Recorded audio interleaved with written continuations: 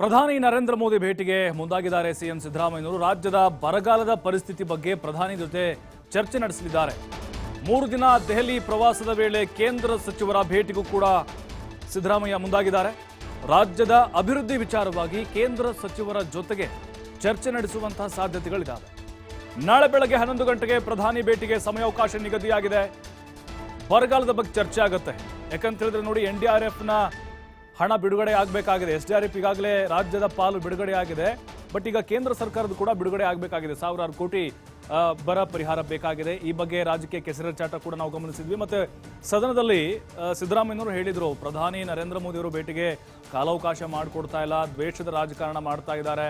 ಅಂದ್ರೆ ಇಲ್ಲಿ ಕಾಂಗ್ರೆಸ್ ಸರ್ಕಾರ ಇರೋದ್ರಿಂದಾಗಿ ಈ ರೀತಿ ವಿಳಂಬ ಮಾಡ್ತಿದ್ದಾರೆ, ಯಾವೊಬ್ಬ ಕೇಂದ್ರ ಸಚಿವರು ಕೂಡ ನಮ್ಮ ಗಮನ ಹರಿಸ್ತಾ ಇಲ್ಲ ಅಂತೇಳಿ. ಹಾಗಾಗಿನೇ ನಾಳೆ 11 ಗಂಟೆಗೆ ಸಮಯ ನಿಗದಿಯಾಗಿದೆ ಅಂತೇಳಿ ಬೆಂಗಳೂರಿನಲ್ಲೂ ಕೂಡ ಮಾತಾಡಿದ್ದಾರೆ ಸಿದ್ದರಾಮಯ್ಯನವರು. ಆದರೆ ಫಲಪ್ರದವಾಗುತ್ತಾ ಅನ್ನೋದು ಬಹಳ ಕುತೂಹಲ. ಈ ಹಿಂದೆ ನಾವು ನೋಡಿದ್ವಿ, ಅನ್ನಭಾಗ್ಯ ಯೋಜನೆಗೆ ಸಂಬಂಧಪಟ್ಟಂತೆ ಮೊದಲ ಬಾರಿ ಭೇಟಿಯಾಗಿದ್ರು ಮುಖ್ಯಮಂತ್ರಿ ಆದ್ಮೇಲೆ ಸಿದ್ದರಾಮಯ್ಯನವರು. ಆದರೆ ಅದು ಫಲಪ್ರದ ಆಗಿರಲಿಲ್ಲ, ಕೇವಲ ಭರವಸೆಯಾಗಿ ಉಳಿದುಕೊಂಡಿದೆ. ಹಾಗಾಗಿನೇ ಈಗ ಕೇಂದ್ರ ಸರ್ಕಾರದಿಂದ GST ಬಾಕಿ ಹಣ ಬರಬೇಕಾಗಿದೆ. ನಮ್ಮ ರಾಜ್ಯ ಸರ್ಕಾರದ ಪಾಲು ಅಂದರೆ ಕರ್ನಾಟಕದ ಪಾಲು, ಅದರ ಜೊತೆಗೆ NDRFನಿಂದ ಬರ ಪರಿಹಾರ ನಿಧಿ ಕೂಡ ಬರಬೇಕಾಗಿದೆ. ಅದರ ಬಗ್ಗೆ ಕೂಡ ಸಿದ್ದರಾಮಯ್ಯನವರು ಮನವಿ ಮಾಡಿಕೊಳ್ಳುವಂತಹ ಸಾಧ್ಯತೆಗಳಿದ್ದಾವೆ. ಇದೇ ವಿಚಾರ ಇಟ್ಕೊಂಡು ಈಗಾಗಲೇ BJP ನಾಯಕರು ಕೂಡ ಲೇವಡಿಯನ್ನು ಮಾಡ್ತಿದ್ದಾರೆ. ಸಿದ್ದರಾಮಯ್ಯನವರು ಇಲ್ಲಿ ರಾಜಕೀಯ ಮಾಡಬಾರ್ದು, ಮುತ್ಸದಿತನವನ್ನು ತೋರಬೇಕು, ಸೌಜನ್ಯಯುತವಾಗಿ ಮಾತಾಡಿ ಬಗೆಹರಿಸಿಕೊಳ್ಬೇಕು, ರಾಜ್ಯದ ಅಭಿವೃದ್ಧಿ ಆಗಬೇಕು ಅಂತ ಕೆಲವಿಷ್ಟು ಸಲಹೆಗಳನ್ನು ಕೂಡ ಕೊಟ್ಟಿದ್ದಾರೆ. ಹಾಗಾದ್ರೆ ಸಿದ್ದರಾಮಯ್ಯನವರು ಏನು ಹೇಳಿದ್ದಾರೆ, ಬೆಂಗಳೂರಿನಲ್ಲಿ ಮಾತನಾಡಿದ್ದಾರೆ, ಕೇಳೋಣ. ನಾಳೆ ಪ್ರೈಮ್ ಮಿನಿಸ್ಟರ್ ಡೇಟ್ ಕೊಟ್ಟಿದ್ದಾರೆ.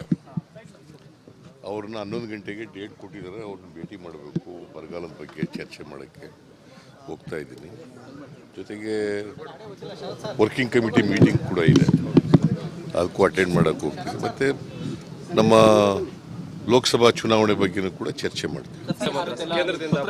ಬರಗಾಲದ ಬಗ್ಗೆನೇ ಚರ್ಚೆ ಮಾಡೋಕ್ಕೆ ಹೋಗ್ತಾ ಇರೋದಯ್ಯ. PM ಜೊತೆ ಟೈಮ್ ತಗೊಂಡಿರೋದೇ ಅದಕ್ಕೋಸ್ಕರ. ಅದ್ರ ಬಗ್ಗೆನೂ ಕೂಡ ಚರ್ಚೆ ಮಾಡ್ತೀವಿ. ಅದನ್ನೆಲ್ಲ ಚರ್ಚೆ ಮಾಡಿ ಕಳಿಸ್ಕೊಟ್ಟಿದ್ದೀವಿ ಲಿಸ್ಟು, ಎಲ್ಲ ಚರ್ಚೆ ಮಾಡ್ತೀವಿ. ಇಲ್ಲಿನಲ್ಲಿ ನಾಳೆ ಪ್ರೈಮ್ ಮಿನಿಸ್ಟರ್ ಡೇಟ್ ಕೊಟ್ಟಿದ್ದಾರೆ. ಅವ್ರನ್ನ 11 ಗಂಟೆಗೆ ಡೇಟ್ ಕೊಟ್ಟಿದ್ದಾರೆ. ಅವ್ರನ್ನ ಭೇಟಿ ಮಾಡಬೇಕು, ಬರಗಾಲದ ಬಗ್ಗೆ ಚರ್ಚೆ ಮಾಡೋಕ್ಕೆ ಹೋಗ್ತಾ ಇದ್ದೀನಿ. ಜೊತೆಗೆ ವರ್ಕಿಂಗ್ ಕಮಿಟಿ ಮೀಟಿಂಗ್ ಕೂಡ ಇದೆ, ಅದಕ್ಕೂ ಅಟೆಂಡ್ ಮಾಡೋಕ್ಕೆ ಹೋಗ್ತೀನಿ. ಮತ್ತು ಲೋಕಸಭಾ ಚುನಾವಣೆ ಬಗ್ಗೆನೂ ಕೂಡ ಚರ್ಚೆ ಮಾಡ್ತೀವಿ. ಬರಗಾಲದ ಬಗ್ಗೆನೇ ಚರ್ಚೆ ಮಾಡೋಕ್ಕೆ ಹೋಗ್ತಾ ಇರೋದಯ್ಯ. PM ಜೊತೆ ಟೈಮ್ ತಗೊಂಡಿರೋದೇ ಅದಕ್ಕೋಸ್ಕರ. ಅದ್ರ ಬಗ್ಗೆನೂ ಕೂಡ ಚರ್ಚೆ ಮಾಡ್ತೀವಿ. ಅದನ್ನೆಲ್ಲ ಚರ್ಚೆ ಮಾಡಿ ಕಳಿಸ್ಕೊಟ್ಟಿದ್ದೀವಿ ಲಿಸ್ಟು.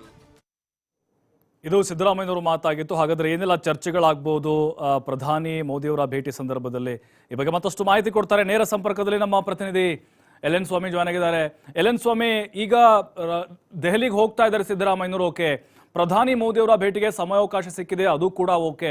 ಆದರೆ ಮಾತು ಫಲಪ್ರದವಾಗುತ್ತಾ? ರಾಜ್ಯದ ಪಾಲೇನಿದೆ, NDRF ಆಗಿರ್ಬೋದು ಅಥವಾ ಇನ್ನಿತರ ಪರಿಹಾರಗಳಾಗಿರ್ಬೋದು, ಅದು ಬಿಡುಗಡೆ ಆಗುತ್ತಾ ಅನ್ನೋದು ಬಹಳ ಇದು ಎಷ್ಟು ಕುತೂಹಲಕ್ಕೆ ಕಾರಣ ಆಗ್ತದೆ ಈ ಒಂದು ಭೇಟಿ. ಅದರ ಜೊತೆಗೆ ಏನಾದರೂ ಅಲ್ಲಿ ಫಲಪ್ರದ ಆಗದೇ ಇದ್ರೆ ಮತ್ತೆ ರಾಜಕೀಯ ಕೆಸರೆಚಾಟಕ್ಕೆ ಕಾರಣ ಆಗ್ಬೋದಾ ಅಂತ?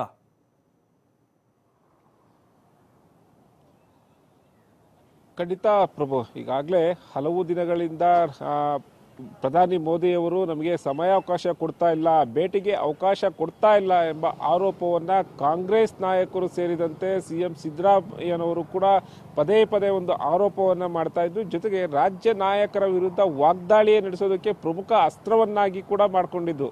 ಹಾಗಾಗಿ ಈ ಭೇಟಿ ಸಾಕಷ್ಟು ಕುತೂಹಲ ಮೂಡಿಸ್ತಾ ಇದೆ. ನಾಳೆ ಬೆಳಗ್ಗೆ 11 ಗಂಟೆಗೆ ಪ್ರಧಾನಿ ಮೋದಿಯವರನ್ನ CM ಸಿದ್ದರಾಮಯ್ಯನವರು ಭೇಟಿ ಆಗ್ತಾರೆ. ಈಗಾಗಲೇ ಸಮಯಾವಕಾಶ ಕೂಡ ನಿಗದಿಯಾಗಿದೆ. ಹಾಗಾಗಿ ನಾಳೆ PM ಹಾಗೂ CM ಅವರ ಭೇಟಿ ಸಾಕಷ್ಟು ಕುತೂಹಲ ಮೂಡಿಸ್ತಾ ಇದೆ.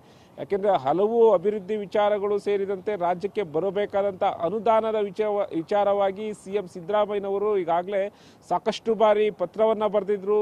ಆ ಕೇಂದ್ರ ಸಚಿವರಿಗೂ ಕೂಡ ಬರೆದಿದ್ರು, ಹಾಗೂ ಪ್ರಧಾನಿ ಮೋದಿಯವರಿಗೂ ಕೂಡ ಹಲವು ಬಾರಿ ಪತ್ರವನ್ನು ಬರೆದು ಮನವಿಯನ್ನು ಮಾಡಿಕೊಂಡಿದ್ರು. ಭೇಟಿಗೆ ಸಮಯಾವಕಾಶ ನಿಗದಿಪಡಿಸಿಲ್ಲ ಮಾಡಿಕೊಟ್ಟಿಲ್ಲ ಎಂಬ ವಿಚಾರವನ್ನು ಪದೇ ಪದೇ CM ಸಿದ್ದರಾಮಯ್ಯನವರು ನೇರವಾಗಿ ನೇರವಾಗಿ ಕೇಂದ್ರ ಸರ್ಕಾರಕ್ಕೆ ಹಾಗೂ ರಾಜ್ಯ ಬಿಜೆಪಿ ನಾಯಕರಿಗೆ ಚಾಟಿಯನ್ನು ಬೀಸ್ತಾ ಇದ್ರು. ಈ ಬೆನ್ನಲ್ಲೇ ಈಗ ಸಮಯಾವಕಾಶ ಸಿಕ್ಕಿದೆ. ನಾಳೆ 11 ಗಂಟೆಗೆ ಭೇಟಿಯೂ ಕೂಡ ನಿಗದಿ ಆಗಿದೆ. ಒಂದಿಷ್ಟು ವಿಚಾರ, ರಾಜ್ಯದ ಮಹತ್ವದ ವಿಚಾರಗಳನ್ನು ಸಿಎಂ ಸಿದ್ದರಾಮಯ್ಯನವರು ಪ್ರಧಾನಿ ಮೋದಿ ಅವರ ಜೊತೆ ಮಾತುಕತೆ ನಡೆಸುವ ಸಾಧ್ಯತೆಗಳು ಇದೆ. ಯಾಕೆಂದರೆ ಈಗಾಗಲೇ ರಾಜ್ಯದಲ್ಲಿ ಬರ ಘೋಷಣೆಯಾಗಿದೆ. ಬರಪೀಡಿತ ಪ್ರದೇಶಗಳಿಗೆ ಅನುದಾನ ಬಿಡುಗಡೆ ಮಾಡುವ, ಅಂದರೆ ಇನ್ನೂ ಹೆಚ್ಚಿನ ಅನುದಾನವನ್ನು ಬಿಡುಗಡೆ ಮಾಡುವಂತಹ ಮನವಿ ಮಾಡುವ ಸಾಧ್ಯತೆಗಳು ಇದೆ. ಜೊತೆಗೆ GST ಕೊಡಬೇಕಾದಂಥ ಬಾಕಿ ಉಳಿದ ಹಣವನ್ನು ಕೊಡುವಂತೆ ರಾಜ್ಯಕ್ಕೆ ಬಿಡುಗಡೆ ಮಾಡುವಂಥ ಮನವಿ ಮಾಡುವ ಸಾಧ್ಯತೆ ಇದೆ. ಇನ್ನು ಇದನ್ನು ಹೊರತುಪಡಿಸಿದರೆ ರಾಜ್ಯದ ಪ್ರಸ್ತುತ ಅಭಿವೃದ್ಧಿ ಯೋಜನೆಗಳು ಹಾಗೂ ಕೇಂದ್ರ ಸರ್ಕಾರ ಹಾಗೂ ರಾಜ್ಯ ಸರ್ಕಾರದಡಿ ಬರುವಂತಹ ಯೋಜನೆಗಳಿಗೆ ಅನುದಾನ ಹಾಗೂ ಯೋಜನೆಗಳಿಗೆ ಯಾವೆಲ್ಲ ಯೋಜನೆಗಳನ್ನು ಒಂದು ಅಭಿವೃದ್ಧಿ ಪಥದತ್ತ ಸಾಗಿಸಬೇಕು, ಜೊತೆಗೆ ಪ್ರಮುಖ ನೀರಾವರಿ ಯೋಜನೆಗಳ ಅಂದರೆ ಭದ್ರಾ ಮೇಲ್ದಂಡೆ, ಅಪ್ಪರ್ ಭದ್ರಾ ಮೇಲ್ದಂಡೆ ಯೋಜನೆ ಹಾಗೂ ಕೆಲವು ಪ್ರಮುಖ ನೀರಾವರಿ ಯೋಜನೆಗಳಿಗೆ ಸಂಬಂಧಪಟ್ಟಂತೆ ಮಾತುಕತೆ ನಡೆಸುವ ಸಾಧ್ಯತೆಗಳು ಇದೆ. ಯಾಕಂದರೆ ಈಗಾಗಲೇ ಸಾಕಷ್ಟು ಬಾರಿ ಬರ ಅಧ್ಯಯನಕ್ಕೆ ಸಂಬಂಧಪಟ್ಟಂತೆ ಈಗಾಗಲೇ ರಾಜ್ಯ ಸರ್ಕಾರ ತಾತ್ಸಾರ ಮಾಡ್ತಾ ಇದೆ. ರೈತರ ಪರವಾಗಿಲ್ಲ, ಏನು ಬರಪೀಡಿತ ಪ್ರದೇಶಗಳಿಗೆ ಹೋಗಿ ಸಂಬಂಧಪಟ್ಟಂತಹ ರೈತರಿಗೆ ಯಾವೆಲ್ಲ ಒಂದು ಯಾವೆಲ್ಲ ಲಾಸ್ ಆಗಿದೆ ಅದಕ್ಕೆ ಏನು ಒಂದು ತುಂಬಿ ಕೊಡುವಂತ ಒಂದು ಕೆಲಸವನ್ನ ರಾಜ್ಯ ಸರ್ಕಾರ ಮಾಡ್ತಾ ಇಲ್ಲ ಅಂತ ಬಟ್ ಇಲ್ಲಿ ಎಲ್.ಎನ್. ಸ್ವಾಮಿ ಕಳೆದ ಬಾರಿ ನಾವು ಗಮನಿಸಿದ್ವಿ. ಅನ್ನಭಾಗ್ಯ ಯೋಜನೆಗೆ ಸಂಬಂಧಪಟ್ಟಂತೆ ಹೋಗಿದ್ರು, ಅದು ಫಲಪ್ರದ ಆಗ್ಲಿಲ್ಲ. ಅದನ್ನೇ ಇಟ್ಕೊಂಡು ಕೇಂದ್ರ ಸರ್ಕಾರ ಬಿಜೆಪಿ ನಾಯಕರ ವಿರುದ್ಧ ವಾಗ್ದಾಳಿ ನಡೆಸ್ತಾ ಹೋದ್ರು. ಹಾಗಾಗಿ ಇದನ್ನ ನಾಳೆ ಮಾತುಕತೆ ಏನಾದರೂ ಫಲಶ್ರುತಿ ಆಗದೇ ಇದ್ರೆ, ಸಕ್ಸಸ್ ಆಗದೇ ಇದ್ರೆ, ಇದನ್ನು ರಾಜಕೀಯವಾಗಿ ಲೋಕಸಭೆ ಚುನಾವಣೆಗೆ ಕೇಂದ್ರ ಸಹಕಾರ ಕೊಡ್ತಾ ಇಲ್ಲ, ನಮಗೆ ರಾಜಕೀಯ ದ್ವೇಷ ಮಾಡ್ತಿದೆ, ಈ ರೀತಿಯಾಗಿ ಅದನ್ನ ಬಿಂಬಿಸಿಕೊಂಡು ಅದನ್ನೇ ಅಸ್ತ್ರವಾಗಿ ಬಳಕೆ ಮಾಡ್ಕೊಂಡು ಹೋಗೋ ಸಾಧ್ಯತೆಗಳು ಇರ್ಬೋದಾ ಅಂತ? ಖಂಡಿತ ಪ್ರಭು, ಈಗಾಗಲೇ ಸಿಎಂ ಸಿದ್ದರಾಮಯ್ಯನವರು ನೇರವಾಗಿ ಕೇಂದ್ರ ಸರ್ಕಾರಕ್ಕೆ ಚಾಟಿ ಬೀಸಿದ್ರು, ಸಮಯಾವಕಾಶ ಕೊಡ್ತಾ ಇಲ್ಲ ಅಂತ. ಮತ್ತೊಂದು, ನಾಳೆ ಭೇಟಿಯ ಸಮಯದಲ್ಲಿ ಈ ಅನ್ನಭಾಗ್ಯ ಯೋಜನೆಗೆ ಸಂಬಂಧಪಟ್ಟಂತೆ ಅಕ್ಕಿ ನೀಡುವಂತೆ ಕೂಡ ಮತ್ತಷ್ಟು ಮನವಿ ಮಾಡುವ ಸಾಧ್ಯತೆಗಳು ಇದೆ. ಯಾಕೆಂದ್ರೆ ಈ ಹಿಂದೆ ಕೂಡ ಕೇಂದ್ರ ಹಾಗೂ ರಾಜ್ಯ ಸರ್ಕಾರದ ನಡುವೆ ಪ್ರಮುಖವಾಗಿ ಜಟಾಪಟಿ ಬೀಳೋದಕ್ಕೆ ಕಾರಣ ಈ ಅನ್ನಭಾಗ್ಯ ಯೋಜನೆ ಅಡಿ ಅಕ್ಕಿಯನ್ನ ವಿತರಣೆ ಮಾಡಬೇಕು ಮತ್ತು ಏಜೆನ್ಸಿಗಳಿಂದ ತೆಗೆದುಕೊಳ್ಳೋದಕ್ಕೆ ಪರ್ಮಿಷನ್ ಸಿಗ್ತಾ ಇಲ್ಲ ಎಂಬ ವಿಚಾರವನ್ನು ಇಟ್ಕೊಂಡು ಇದರಲ್ಲಿ ಕೇಂದ್ರ ಸರ್ಕಾರ ತಾರತಮ್ಯ ಮಾಡ್ತಾ ಇದೆ ಎಂಬ ಆರೋಪವನ್ನ ನೇರವಾಗಿ ಕಾಂಗ್ರೆಸ್ ನಾಯಕರು ಹಾಗೂ ಸಿಎಂ ಸಿದ್ದರಾಮಯ್ಯನವರು ಮಾಡಿದ್ರು.